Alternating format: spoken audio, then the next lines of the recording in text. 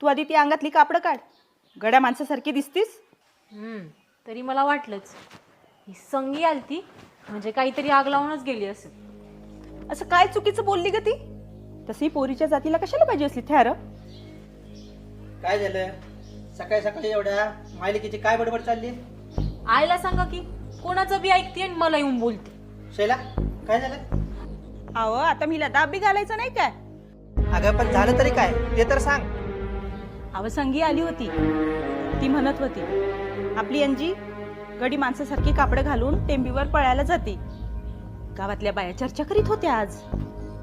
अगं आता जुना काळ गेला.